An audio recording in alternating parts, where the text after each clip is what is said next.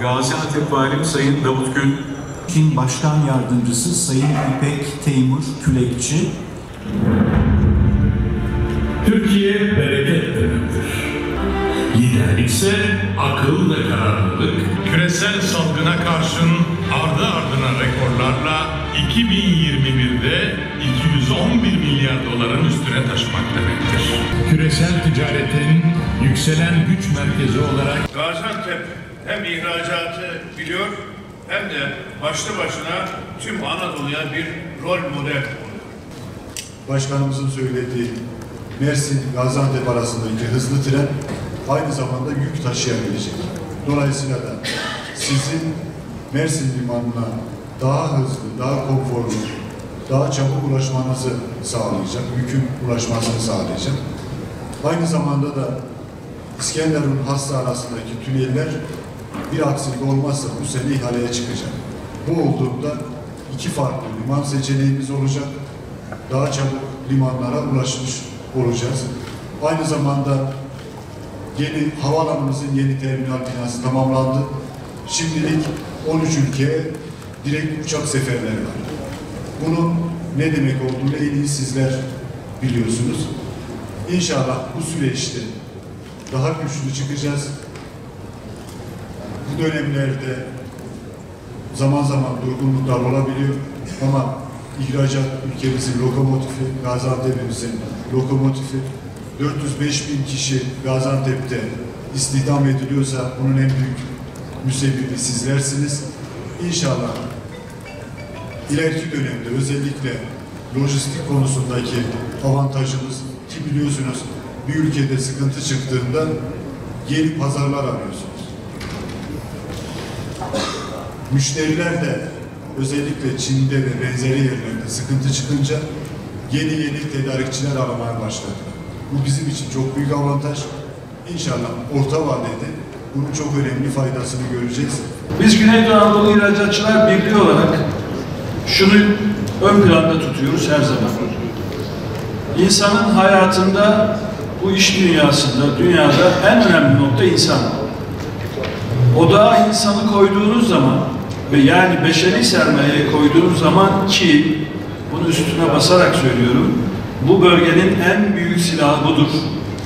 Bu bölgenin en önemli, en büyük ve vazgeçemeyeceği silahı budur. Beşeri sermaye. Biz bu topraklarda yaşayan insanlar her zaman bundan gurur duymuşuzdur. Sürekli mücadele ederek, sürekli problemleri aşarak bir noktaya gelmişizdir. Hiç kimse bize hiçbir şeyi kolaylıkla teslim etmemiştir. Hep biz zorla almışızdır, çalışarak almışızdır. Tam da bu manada biz de değişen dünya şartlarında tüm bölgeyi, tüm ihracatçıları, yaşlısından gencine, çocuğundan kadınına, kızına herkesi belli bir noktaya taşımaya çalışıyoruz. 2021 yılında %25.6 artışla toplam 9 milyar 156 milyon dolarlık bir ihracat. 214 tane ülke ve bölgeye sektör olarak ihracat yapmış bulunmaktayız. 2021 yılında hububat birliği ihracatımızın %27,5 artışla 2 milyar 952 milyon dolara ulaşmıştı.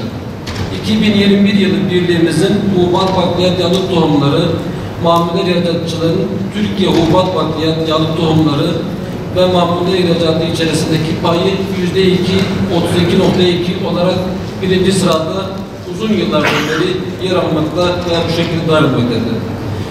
Bölgemizden toplam 75 ülkeye ihracat yapmış bulunuyoruz. Birliğimizin bölge ihracatındaki %25,2'sini gerçekleştirerek bölge ekonomisine büyük katkı sağlıyoruz.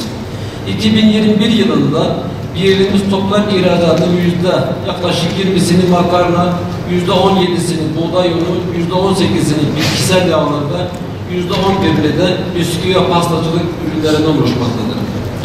Bölgemiz hububat bakliyat yalık tohumları ülke grupları itibariyle değerlendirecek olursak en çok ihracat yapılan ülke grupları içerisinde ilk sırayı %54,3'lük payla yani 1 milyar 604 milyon dolarlık bir kısmını Orta Doğu ülkelerine, %26 kısmını ihracatımızın büyük bir kısmını Afrika ülkelerine ve %10,9'unu da diğer ülkelere Amerika ülkelerine yapmış oluyoruz.